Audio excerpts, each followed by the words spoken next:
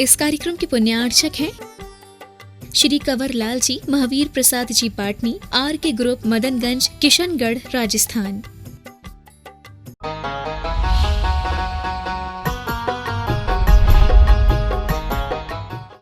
अभी तो आपने केवल क्या सोच के कर लिया, ये सब जो मैं चरणानुयोग कर रहा हूँ, आचरण कर रहा हूँ, वो केवल मेरे आत्मा के लिए है। अब उस आत्मा की अनुभव करना है, अनुभूति करना है, तो आचार्य कहते हैं आपको अब द्रव्यानुयोग का अध्ययन करो।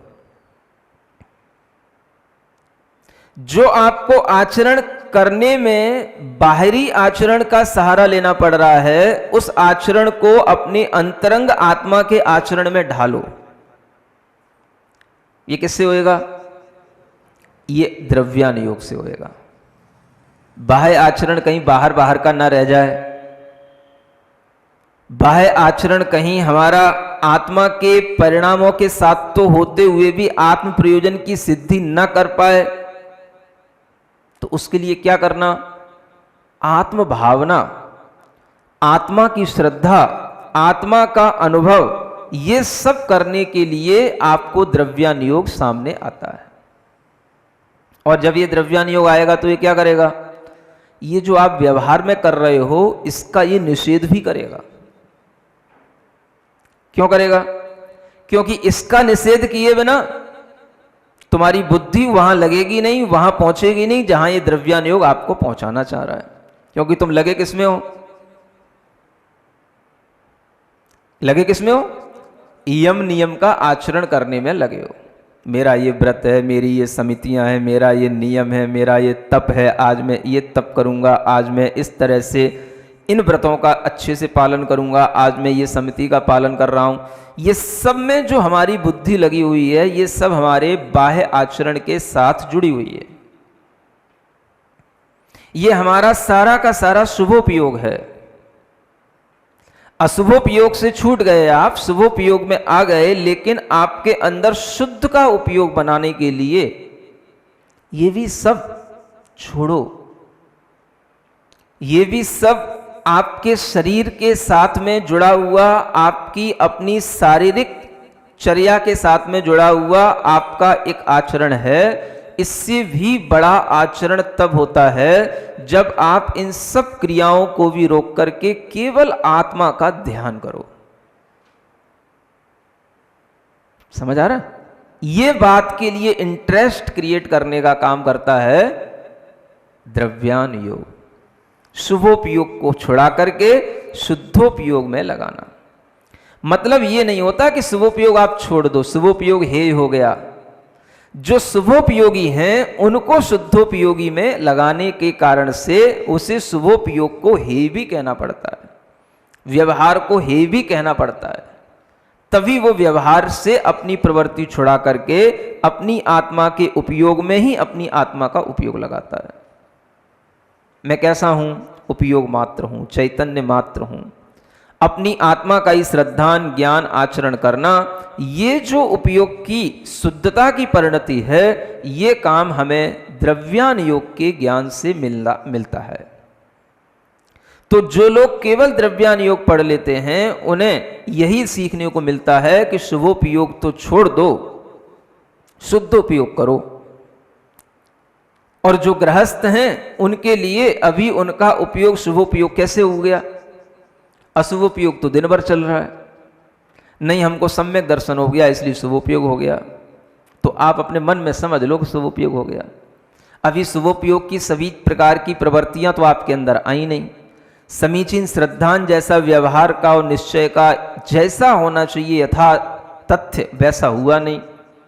तो आपके अंदर शुभोपयोग की भी प्रवृत्ति सही नहीं बनी। जब शुभोपयोग सही नहीं बना तो आप शुद्धोपयोग के लायक कैसे बन जाओगे? शुद्धोपयोग में तो वो जाएगा ना जो कुछ चरणानुयोग के साथ में आचरण कर रहा हो। इसलिए द्रव्यानुयोग उनके लिए है जिनको कुछ चरणानुयोग के आचरण की पद्धति आ गई हो, कुछ यम नियम के साथ आत्मा के परिणाम को अगर आप लेकर के चलोगे तो आपको द्रव्यानुयोग के माध्यम से उस आत्म तत्व की अनुभूति, श्रद्धा, उसके प्रति और ज्यादा लगन ये आपके अंदर पैदा होगी। ये आचार्यों का इस प्रकार के 4 अनुयोगों की व्याख्यान करने की पद्धति का ये एक बहुत बड़ा लॉजिक है। और इस लॉजिक का अगर हम उल्लंघन करके किसी भी तरह से चलते हैं तो शास्त्रों की तो क्या हानि होनी है, हानि तो अपनी ही होनी है। समझ आ रहा है? तो देखो वही कहा जा रहा है यहां पर, कम से कम जो द्रव्यान योग का श्लोक है वो पढ़ तो लेता हूं। जीवा जीव सुतत्वे पुण्या पुण्ये च बंध मोक्षौ च द्रव्यानुयोग दीपः श्रुत विद्यालोकमातनुते।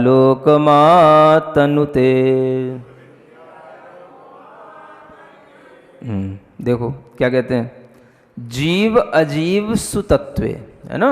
ये जीव हैं, अजीव हैं, ये सभी श्रेष्ठ जो तत्व हैं इनमें, और पुण्य अपुण्य माने पुण्य और पाप में, बंध और मोक्ष इन दोनों के विषय में द्रव्यानुयोग दीपः, ये दीपक का काम करता है। दीपक जैसे प्रकाश करता है इसी तरह से ये द्रव्यानुयोग हमें पुण्य की, पाप की, बंध की, मोक्ष की, जीव अजीव आदि तत्वों की बारीकी से हमें ये प्रकाशना करता है, दिखाता है ये हमें द्रव्यानुयोग, है ना। अब जीव आपकी श्रद्धा में आ गया, लेकिन दिखेगा कैसे? तो जब आप उसके अनुसार आप भावना करोगे, उसके अनुसार आचरण करके आप ध्यान आदि करोगे तो आपकी अवभासना में कुछ आएगा। श्रुत विद्या लोकम आतनुते, माने यह श्रुत विद्या का जो प्रकाश है उसको और ज्यादा विस्तारित करता चला जाता है। जो हमें द्रव्य श्रुत है उन द्रव्य श्रुत के प्रकाश में और बढ़ाता चला जाता है, और हमारे अंदर भाव श्रुत और बढ़ा करके हमें आत्मा को उस भाव श्रुत के आलोक में ले आता है। यानी हमारी आत्मा के अंदर यह भाव श्रुत ज्ञान की वृद्धि द्रव्यानुयोग रूपी दीपक के माध्यम से होती है। भाव श्रुत यानी भावात्मक परिणति। आप जो चीजों को प्रथमान योग से पहले जाने, बंध ऐसा होता है, मोक्ष ऐसा था, समझ आ रहा है। पांडव 3 पहले तो बंधे थे, फिर उनका मोक्ष हो गया।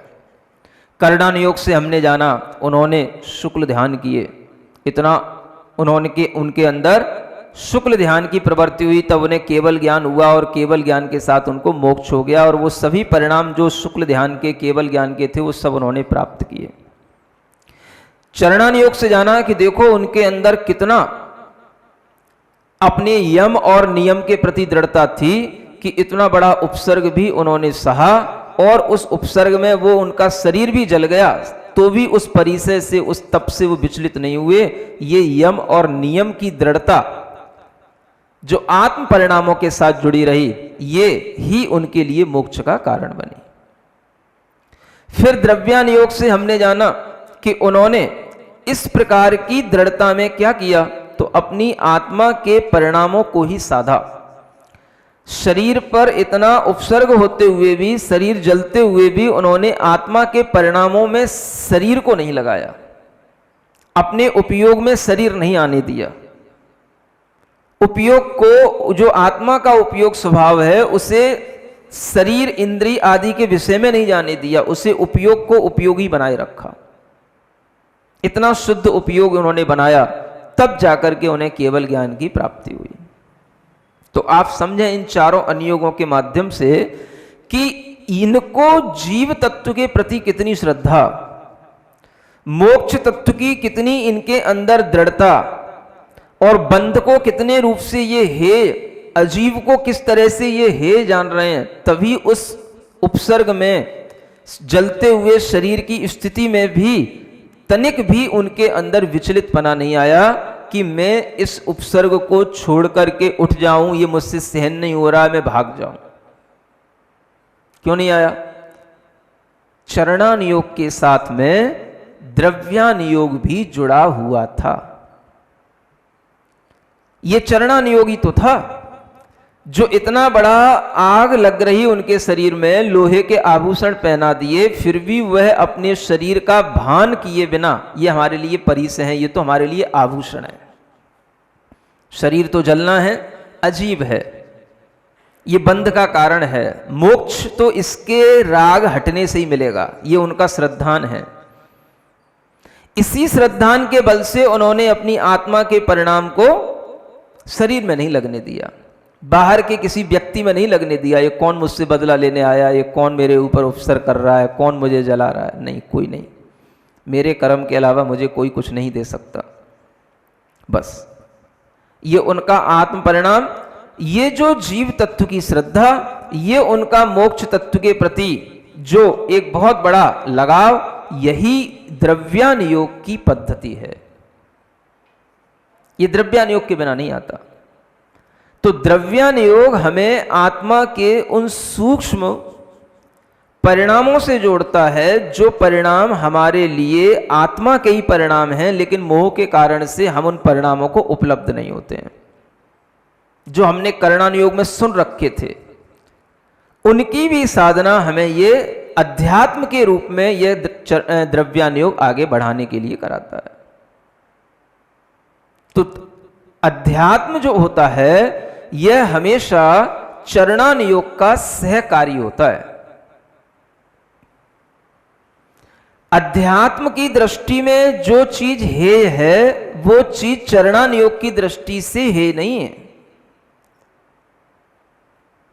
अगर आप चरणान योग का पालन कर रहे हैं, तो वह चरणान योग की पालन करते समय पर आपके लिए वो चीज उपादेय है।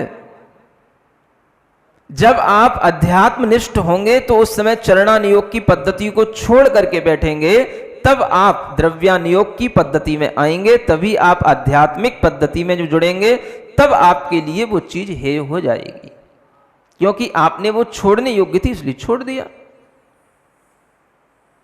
अब पंच महाव्रतों का पालन करना भी ये हमारे लिए हमेशा उपादेय तो नहीं है। व्रतों का पालन कब किया जाएगा? जब हम कोई प्रवृत्ति कर रहे होंगे, तो हमें देखना है हिंसा ना हो जाए, झूठ ना बोल जाऊं, कोई की वस्तु पर मन ना ललचा जाए, किसी भी तरह का परिग्रह का भाव ना मन में आ जाए, स्त्री आदि के विषय में कोई भोगाभिलाषा ना आ जाए। ये कब आएगा भाव? जब कोई व्रत के साथ में प्रवृत्ति हो रही होगी। जब वह व्रत की प्रवृत्ति भी छूट गई, जब वह महाव्रतों का पालन करके भी निष्णात हो गया, तो अब वो क्या करेगा? अब वह आत्मा का ध्यान करेगा। ये महाव्रत किसके लिए हैं? आत्मा की उज्ज्वलता के लिए हैं। ये महाव्रत किसके लिए हैं? अपनी उपयोग को और शुभ से शुद्ध बनाने के लिए। महाव्रतों के पालन में भी उपयोग लग रहा है, ये शुभ उपयोग है, क्योंकि आप दया का भाव रख रहे हो, दूसरों के प्रति सद्भावना का भाव रख रहे हो, दूसरों की वस्तु आदि को दूसरों की समझ करके आप उसके प्रति कोई भी अपने अंदर मूर्छा नहीं ला रहे हो, ये आपके अंदर का शुभ भाव है। अब द्रव्यान योग क्या कहता है? अपने भावों को इन शुभ से भी हटा करके, पर द्रव्य तो वैसे ही अपना नहीं है, पर द्रव्य की चिंता क्या करना, वो तो है ही है, तो उसमें शुभ क्या लगाना? तो उससे भी हटा करके केवल अपने निज आत्म तत्व में, स्वद्रव्य में अपनी परिणति बनाओ। ये द्रव्यान योग का कथन हो जाता है। इससे क्या होगा? आपका उपयोग शुद्ध बनेगा। अब द्रव्यान योग की दृष्टि से तो उपयोग शुद्ध कहलाएगा जब आत्मा महाव्रतों के साथ में ध्यान करने बैठ जाएगा, लेकिन करणान योग की दृष्टि से अभी शुद्ध नहीं हुआ। समझ आ रहा? सबकी दृष्टियां अलग अलग हैं। करणान योग की दृष्टि से कब शुद्ध कहलाएगा? जब यह आत्मा के अंदर किंचित भी राग नहीं रहेगा, जब ये 11वें 12वें गुणस्थान में यथाख्यात चारित्र के साथ होगा, तब करणान योग कहेगा हां अब आपका उपयोग शुद्ध हुआ। द्रव्यान योग कब कहेगा शुद्ध उपयोग? बस आप ये महाव्रत का विकल्प छोड़ दो, हाथ पे हाथ रख करके बैठ जाओ आप सीधे। समझ आ रहा है? बस अपनी आत्मा के, शुद्ध आत्मा के गुणों का, आत्मा का ध्यान करो, बस ये आपका शुद्धोपयोग है। ये कौन कह रहा है? ये द्रव्यान योग कह रहा है। अब करते रहो, शुद्ध उपयोग करते रहो, करते रहो। कब तक करते रहो? जब तक कि करुणान योग में जो बताया गया है यथाख्या चारित्र वाला शुद्ध उपयोग 11वें गुण स्थान में, जहां बिल्कुल भी राग आदि न हो, या 12वें गुण स्थान में जब राग आदि का क्षय हो चुका हो, तब आपको शुद्धोपयोगी कहा जाएगा चरणान योग, करुणान योग की दृष्टि से। समझ आ रहा है? ये प्रयोजन है। अब ये सभी प्रयोजन, सभी दृष्टियां, सभी अनुयोग हमारी आत्मा के हित के लिए हैं कि नहीं, ये तो डिसाइड कर लो पहले। चरणान योग से आपकी आत्मा का कोई अहित हो रहा है? बिना चरणान योग के आपकी आत्मा के अंदर शुभ से शुद्ध बनने की प्रवृत्ति कैसे आ पाएगी? वो आपको अशुभ से बचाता है। चरणान योग अशुभ से बचा करके तुम्हें शुभ में लगा रहा है। चरणान योग पाप से बचा करके तुम्हारे अंदर पुण्य कार्य में तुमको लगा रहा है। फिर अगर उसमें प्रयोजन तुम्हारी आत्मा के ही परिणामों का है तो वह तुम्हारे लिए गलत नहीं है, भले ही उसमें पुण्य का बंध हो रहा है। क्योंकि आप कब तक ध्यान करते रहोगे? इतनी शक्ति तो है नहीं। ज्ञान भी लेना पड़ेगा, आचरण भी करना पड़ेगा, सभी प्रकार की समितियों का पालन भी करना पड़ेगा। तो ये सब चीजें द्रव्यान योग के साथ होते हुए भी वह द्रव्यान योग आपकी चरणान योग के साथ होते हुए वो चरणान योग आपकी सुरक्षा करेगा। किससे? अशुभ से सुरक्षा करेगा। समझ आ रहा है? कैसे देखो एक एक अनुयोग काम आते हैं। चरणान योग अशुभ से सुरक्षा करके शुभ में लगाया, द्रव्यान योग तुम्हें शुभ से भी हटा करके शुद्ध में लगाने की कोशिश कर रहा है। और ये बहुत कठिन काम है, ये ऊपर का काम है। समझ आ रहा है? ऊपर उठाना किसी को ये बहुत भारी काम होता है। नीचे से तो आप सपोर्ट दे करके ऊपर किसी को पहुंचा सकते हो, उठा सकते हो, लेकिन ऊपर और उसको ऊपर उठाना, समझ आ रहा है, इसके लिए बहुत ताकत लगानी पड़ती है। चरणान योग ने क्या किया? आपको नीचे से सपोर्ट दे करके ऊपर उठा दिया, 2 सीढ़ियां ऊपर उठा दिया आपको, ठीक है ना। अब आप बीच में लटक गए। अब द्रव्यान योग कह रहा है मेरा हाथ पकड़ लो और ऊपर आ जाओ, ऊपर तक तुम्हें बिठा दूंगा और ले आऊंगा। समझ आ रहा है? अब वो जो है उठाना, ऊपर की ओर हाथ खींचना, वो कठिन काम होता है। थोड़ा सा भी अगर कहीं ऊपर उठने के लिए, अब उस समय पर अगर आप 1 इंच भी ऊपर खिसक पाए तो समझ लो आप सफल हो गए। लगे तो चरणान योग के साथ में ऊपर ही उठने को हो, लेकिन अगर आप चरणान योग में क्या कर रहे हो, ऊपर भी आ गए, फिर थोड़ा सा उसी स्टेप पे इधर उधर चल फिर भी लिए, लेकिन उससे भी ऊपर स्टेप पे आप उठने की कोशिश नहीं कर पा रहे हो। और कर पा रहे हो तो थोड़ी सी कर पाते हो, ऊपर फिर जो है आपको सपोर्ट नहीं मिलता, तो फिर आपको नीचे ही आना पड़ता है। तो द्रव्यान योग क्या कहता है? अब करते रहो, पंचम काल में हम तुम्हारा हाथ इतना नहीं खींच सकते कि तुमको बिल्कुल ही जो है सिद्ध शिला पे जाके बिठा दें। हाँ, अब तुम्हें इतनी मेहनत तो करते रहनी पड़ेगी। अब देखो कितनी बड़ी मेहनत है, समझो, देखो कितनी बड़ी मेहनत है। एक मेहनत क्या है? एक तो जिस बीच के स्टेप पे खड़े हैं उससे नीचे तो आना नहीं। अब उस बीच के स्टेप पे भी हमेशा खड़े होने की ताकत नहीं, तो क्या करना? थोड़ा वहां पे घूमते रहो। तो वो घूमो ऐसे हॉरिजेंटली, समझ आ रहा है ना? वो वहां पे ऐसे घूमो, क्योंकि अगर नहीं घूमोगे तो भी गिरने की स्थिति बन जाएगी। तो वहां पे थोड़ा सा वहां चलते रहो। अब चल चल चल करके दिख तो रहा है ये तो मेरा उद्देश्य था नहीं कि मुझे यहां चलना था, मुझे तो ऊपर जाना था। तो अब ऊपर की ओर देखता है, तो चलो कोई बात नहीं, थोड़ा सा चलना बंद करते हैं, ऊपर की ओर चलते हैं, ताकत लगाते हैं। तो वो ऊपर की ओर चलने की कोशिश करता है, तो थोड़ा सा अपने पैर ऊपर करता है, उचकाता है। जैसे आप अपने पंजे के बल पर कभी खड़े होकर देखना कितनी देर खड़े हो पाते हो। बस द्रव्यान योग इतनी देर के लिए काम होता है, इतना ही करेगा द्रव्यान योग आपके लिए। जो आप लाइन छू नहीं पा रहे हो उसको छुलाने की कोशिश करेगा। छुओ तो, आत्मा का अनुभव तो करो, आत्मा के स्पर्श तो करो। समझ आ रहा है? ये सब बाहरी जंजालों को छोड़ करके शुद्ध आत्मा के निकट तो आओ, छुओ तो हमको। तो वो छूने के लिए क्या करता है?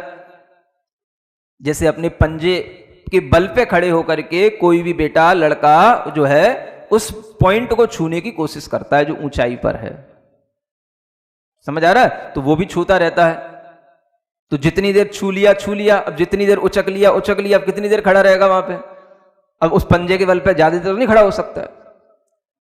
चलना तो ज्यादा देर हो सकता है इधर उधर, लेकिन पंजे के बल पे ज्यादा देर तक नहीं खड़ा हो सकता। तो फिर वहीं पे क्या कर लिया, डाउन हो गया। लेकिन अभी भी इधर उधर नहीं चल रहा है, अभी भी बैठा है, आंखें बंद है, ध्यान है अभी भी।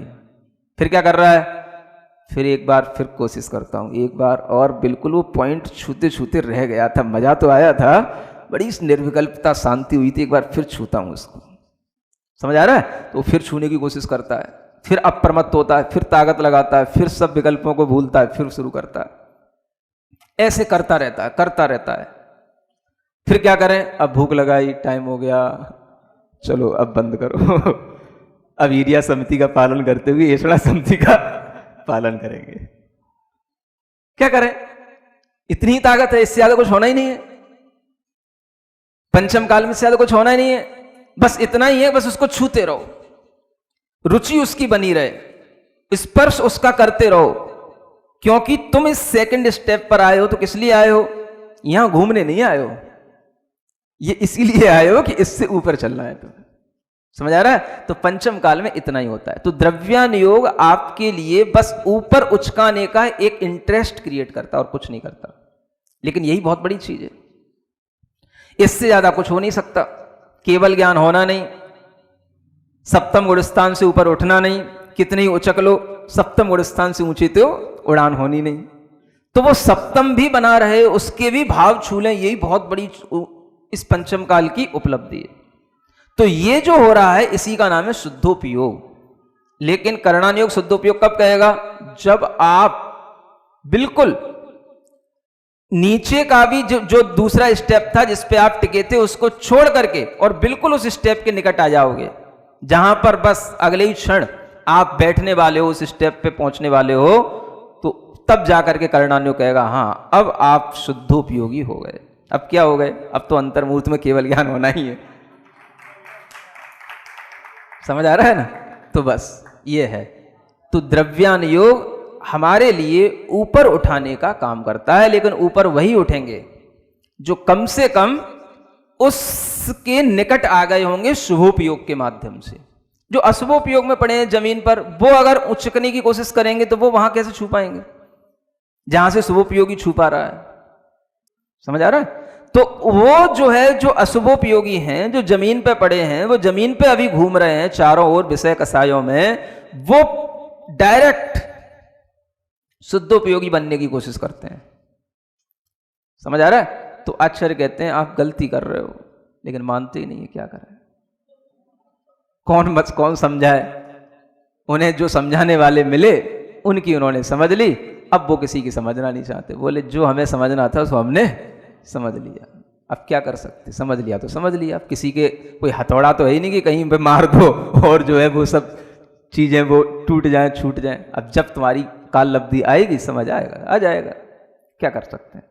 समझ आ रहा है? तो पद्धति तो यही है। प्रथमान योग का आदर्श ध्यान में रखो, वो बैठे हैं सिद्ध। करणान योग से जानो कितना हमें अभी ऊपर चढ़ना है, बहुत चढ़ना है। समझ आ रहा है? और फिर चरणान योग से चलना शुरू करो और द्रव्यान योग से देखो कि हम कितना स्पर्श कर पा रहे हैं, कितना हम कहां पहुंच गए। बस बिल्कुल सीधी सादी पद्धति है, लेकिन फिर भी लोग न जाने कितने उलझनों में पड़े हुए हैं। सुन रहे हो? एक बार जब मतलब छोटा था, छोटे से मतलब छोटा तो अभी भी हूं मतलब कि जब ये सब चीजें सीखना शुरू किया था, है ना, तो अब शास्त्र स्वाध्याय तो करने का एक मन रहता ही था, तो शास्त्र स्वाध्याय चल रहा है। अब शास्त्र स्वाध्याय में जब भी गुण स्थानों का वर्णन आता था तो गुण स्थान समझ नहीं पड़ते थे। समझ आ रहा ना? अब अपने ही मन से भाव आया कि अपने को सीखना है ना। हमेशा से हमने यही कोशिश की, जो कुछ सीखना है तो हमें सीखना है ना। बस मिल जाना चाहिए कोई सहारा। सहारा मतलब आदमी के सहारे की ज्यादा हमने कभी चिंता नहीं करी, किताब भी मिल जाए तो हमारे लिए पर्याप्त है। तो बस एक बार किताब मिल गई, गुण स्थानों का उसमें वर्णन था। समझ आ रहा है बात? मतलब उस समय की जब ब्रह्मचारी अवस्था में था, लगभग मतलब 4 की बात होगी ये, सुन रहे हो। और ये मतलब उस समय पर जब ब्रह्मचारी अवस्था में था, इधर यूपी में ही था, ये कोरावली है ना, हाँ वहाँ पर था उस समय पर, जब पहली बार मैंने गुणस्थानों के बारे में पढ़ने की कोशिश की और गुणस्थान सीखने का मन बनाया। एक किताब भी मिली और वो शायद किताब थी एक किसी की, उस पर थीसिस लिखी हुई थी, डॉक्टर प्रमिला जैन, जो आजकल शायद ये कोई माता जी है, उनकी समाधि हो गई, उनकी जगह पे वो माता जी भी बन गई हैं वो, है ना, शायद सुपार्श्वमती या विशुद्धमती माता जी की किसी की संग की थी वो, तो उनकी शायद लिखी हुई बुक थी। तो मैंने उसके माध्यम से जो है गुणस्थान सीखे, पढ़े। अब देखो, एक तरफ हम गुणस्थानों की परिभाषा जो आचार्यों के द्वारा दी गई है वो लिख रहे हैं, है ना। पढ़ने का, सीखने का सबसे अच्छा तरीका है नोट्स बनाओ, लिख लिए, उसकी परिभाषा लिख ली, एक बार समझ में नहीं आई, 2 बार समझ नहीं आई, पढ़ ली। पढ़ने के बाद में अब भाव आ गया, क्या आ गया, अरे ये तो बिल्कुल सांप सीढ़ी जैसा खेल है ना, समझ आ रहा है। जब पढ़ने के बाद उसका विचार किया तो सांप सीढ़ी का खेल है, पहले गुणस्थान से चौथे पे चला जाता है, फिर चौथे से उपसम है तो दूसरे में आ जाता है, अनंतनवंदी का उदय आ गया तो समझ आ रहा है, अगर 6 उपसम हो गया तो चौथे से तीसरे में भी आ सकता है, चौथे से 5वें में भी जा सकता है, पहले से 7वें में भी जा सकता है, पहले से 5वें में भी जा सकता है। अरे भाई तो पूरा सांप सीढ़ी खेल हो गया, समझ आ रहा है। एक गोटी डालो नीचे, नसैनी लगी है, पहले से 5वें पे भी पहुंचा सकती है, पहले से 7वें पर भी पहुंचा सकती है, पहले से चौथे पे भी पहुंचा सकती है, समझ आ रहा है। तो बस जब इस तरीके से दिमाग में आने लग गया तो सबसे पहले, जैसे मान लो कुछ भी लिखना शुरू किया तो मुझे ध्यान आता है कि ये मैंने सबसे पहले लिखना शुरू किए थे गुणस्थानों की, 14 गुणस्थानों की परिभाषाएं, समझ आ रहा है। कितना तुम चलकर आए हो, कितना अब चलना बाकी है, कितना साध चुके तुम निज को, कितनी साधना बाकी है। यहां से शुरू की थी 2 लाइनें, समझ आ रहा है। अब आगे की तो अभी याद नहीं आ रही, लेकिन लिखी हुई होगी। तो ये 2 लाइनें यहां से शुरू की, अब वो 14 गुणस्थानों की परिभाषा लिख गई, समझ आ रहा है। पूरी परिभाषाएं 14 गुणस्थान अच्छे ढंग से याद हो गए, समझ में आ गया। अब क्या करें, अगर हम वो गुणस्थानों को केवल याद करके ही बैठे रहते तो क्या हमें कभी गुणस्थान उपलब्ध होते। जो हमने करणान योग को सीखा कि ये गुणस्थानों की परिभाषा है, अब हमने उसको चरणान योग के अगर तरफ स्टेप नहीं बढ़ाया होता तो क्या आज हमें सप्तम गुणस्थान की अनुभूति और पहले गुणस्थान से सप्तम गुणस्थान का अंतर जो हमें आज अनुभूति में आ रहा है वो होता कभी, समझ आ रहा है। तो ये वो चरणान योगी है जिसने आज इस आत्मा को सप्तम गुणस्थान की अनुभूति में ढाला है और पहुंचाया है। हो गया सब। प्रथमान योग तो बचपन से ही सीखे आते हैं। काय के लिए घर छोड़ रहे हो, अरे राग करना नहीं, बस हो गया प्रथमान योग। किन्ने राग छोड़ा, अरे तीर्थंकरों ने राग छोड़ा, बड़े बड़े महापुरुषों ने राग छोड़ा, वो भी छोड़ के गए तो हम भी छोड़ने का नहीं। भगवान महावीर स्वामी छोड़े, वो भी तो माता त्रिशला को छोड़े, समझ आ रहा है। तो वो रोई होगी तो तुम भी रो लो नहीं समझ आ रहा है, बस हो गया प्रथमान योग।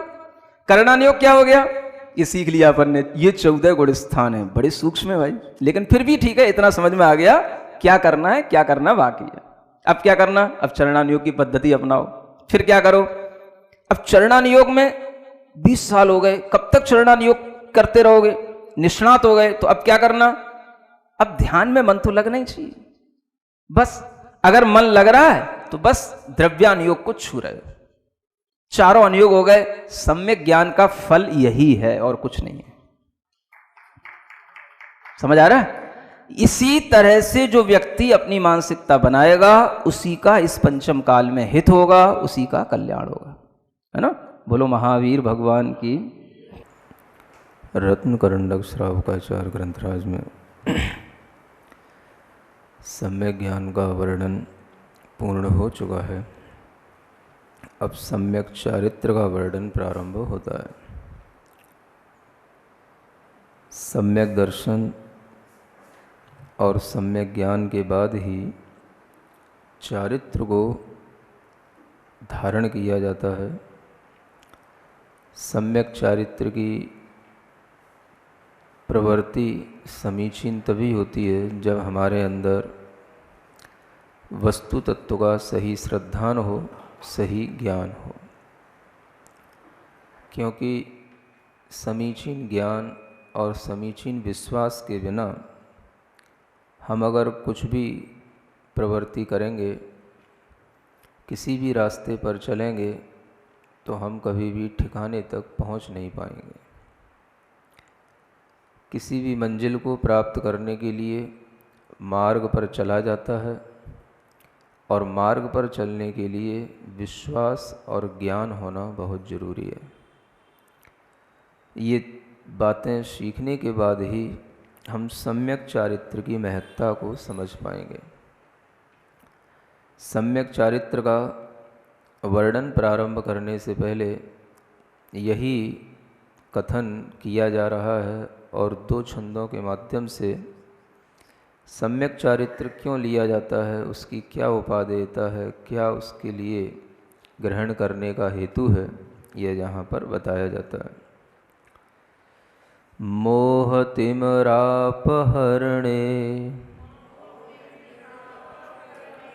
दर्शनलाभादवाप्त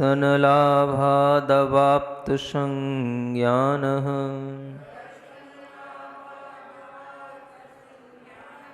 रागद्वेषनिवृत्त्यै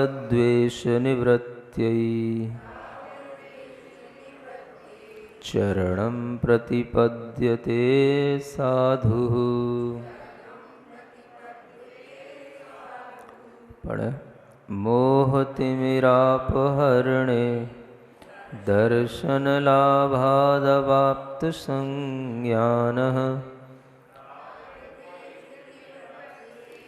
चरणं प्रतिपद्यते साधु। चरणं प्रतिपद्यते साधु। साधु पुरुष, चरण माने आचरण को, प्रतिपद्यते यानी प्राप्त होता है। साधु पुरुष का मतलब कोई भी व्यक्ति है जो सज्जन है, साधु है, उसको यहाँ पर साधु समझना। कोई भी व्यक्ति जो अपना आत्महित चाहता है वह साधु की श्रेणी में आ जाता है। स्वभाव से सज्जन होना, मृदु होना, यह साधु कहलाता है। साधु शब्द अपने आप में एक अच्छे के रूप में प्रयुक्त होता है, अच्छाई के रूप में कहा जाता है। जब कोई काम कोई अच्छा करता हुआ दिखता है तो हम उसे साधुवाद देते हैं। क्या कहते हैं? हाँ, अच्छा किया, अच्छा किया, इस तरह से कहना भी साधुवाद कहलाता है। उसी साधु के अर्थ में यहाँ पर कहा जा रहा है जो अच्छा कर रहा है, अच्छे रास्ते पर चल रहा है, अपने अंदर और अच्छाइयाँ लाना चाहता है, उस व्यक्ति को यहाँ साधु कहा जा रहा है। और उसी के लिए कहते हैं कि वह चरण को यानी आचरण की पद्धति को अपनाता है। कब अपना पाता है? जिसने क्या कर लिया हो, तो कहते हैं मोह तिमिरापहरणे। सबसे पहले तो उसके अंदर मोह रूपी तिमिर माने अंधकार का अपहरण हुआ हो। अपहरण जानते हो? जानते तो हो? माने कोई चुरा ले गया हो, उसके अंधकार को कोई ले गया हो, उसके अंधकार को कोई ने हटा दिया हो, जिसके अंदर से मोह का अंधकार दूर हो गया हो, नष्ट हो गया हो, ये तात्पर्य। पहला यह शर्त है कि वही व्यक्ति साधु की श्रेणी में आता है, वही व्यक्ति अच्छाई की ओर बढ़ता है जिसके अंदर मोह का अंधकार दूर हो जाता है। मोह को यहाँ पर एक अंधकार की उपमा दी है, क्योंकि जिस तरह से अंधकार में सामने रखी हुई वस्तु भी, अपने पास में रखी हुई वस्तु भी हमें दिखाई नहीं देती, वैसे ही अंधकार में हमें अपनी आत्मा का कुछ भी भान नहीं हो पाता। हम क्या हैं? मैं शरीर हूँ कि मैं आत्मा हूँ? मेरी आत्मा किस योग्य है? मैं क्या प्रवृत्ति कर सकता हूँ? मैं अपने लिए क्या हित कर सकता हूँ? क्या मैं वास्तव में किसी दूसरे का कुछ कर सकता हूँ या नहीं कर सकता हूँ? ये सभी विषयों का ज्ञान उसी को होता है जिसके अंदर मोह का अभाव हुआ हो। मोह का अभाव हुए बिना कोई भी व्यक्ति अंधकार में ही रहता है, और अंधकार में अगर कोई वस्तु है और वह उसको सहज सुलभ वहीं पर उपलब्ध है, फिर भी वह उसे प्राप्त नहीं कर पाता, क्योंकि अंधकार उसके लिए बाधक बन जाता है। आप अगर किसी कमरे में बैठे हो, आपके पास में ही कोई चीज़ रखी हो और आप उसे उठाना चाहते हो, और अगर वो चीज़ थोड़ा बारीक है, सूक्ष्म है, और आप उस अंधकार में उस सूक्ष्म चीज़ को पकड़ने के लिए अपनी चेष्टा करते हो, तो आप इधर उधर हाथ मारते रहते हो, लेकिन वो चीज़ हाथ में आ नहीं पाती, क्योंकि अंधकार के कारण से आपके अंदर एक तो अज्ञानता भी आ जाती है, और एक अंधकार के कारण से आपके अंदर निद्रा भी आ जाती है। क्या आ जाती है? हाँ, अगर आप नींद में हैं और नींद में से ही उठे हैं और तुरंत ही आप कुछ भी और उठाने का प्रयास कर रहे हैं, तो आपके लिए वह चीज़ जो सुलभता से अपने पास में रखी हुई है, वो भी आपको उपलब्ध होना कठिन हो जाता है। इसी तरह से यहाँ पर कहा जा रहा है कि मोह एक अंधकार है, और एक ऐसा अंधकार है जिसने आत्मा को नींद में डाल रखा है। जब नींद में है तो नींद में अपने आसपास रखी हुई चीज़ दिखाई नहीं दे सकती, और अंधकार होने के कारण से अगर कभी नींद से थोड़ा बहुत भी करवट लेता है, उठता भी है, तो उसे भान भी नहीं होता कि हमें क्या हमारे पास में है। और जब हमें पहले से ही कभी पता ना हो कि हमारे पास में कुछ है, तो हमें नींद में, अंधकार में कभी भी वो चीज़ उपलब्ध नहीं हो पाती। अगर आपको पहले से कुछ पता है, उजाले में आपने देखा है कि यहाँ पर कोई पदार्थ रखा था, अब हम नींद से उठे हैं, अंधकार से अगर हम अपने आप को बचाने के लिए चेष्टा करते भी हैं, तो हमारे लिए फिर भी संभव है कुछ मिल जाए। लेकिन जब हमें पता ही ना हो कि यहाँ क्या है, हम किसी ऐसे कमरे में, अनजाने जगह पर हम पहुँचा दिए गए हों जहाँ पर हमने उस कमरे को कभी उजाले में देखा नहीं, जब से हम उस कमरे में प्रवेश किए तब से हमने उसमें अंधेरा ही देखा, कभी भी एक क्षण को उसमें लाइट नहीं जली, और उस अंधकार में बहुत सारी चीज़ें रखी हुई हैं। ऐसे रत्न भी रखे हुए हैं कि अगर आपके हाथ लग जाएं तो पूरा कमरा एक क्या, ऐसे 10 कमरे और उजाले में चमचमा जाएं, लेकिन आपको पता नहीं, सब ढका रखा है, अंधेरे में रखा है। आप उस अंधकार में इधर उधर घूम रहे हैं या उस अंधकार में मोह की नींद में पड़े हुए हैं, तो दोनों ही स्थितियों में आपको हमेशा उस वस्तु से अपरिचित ही रहना पड़ेगा, उस वस्तु का लाभ आपको नहीं होगा।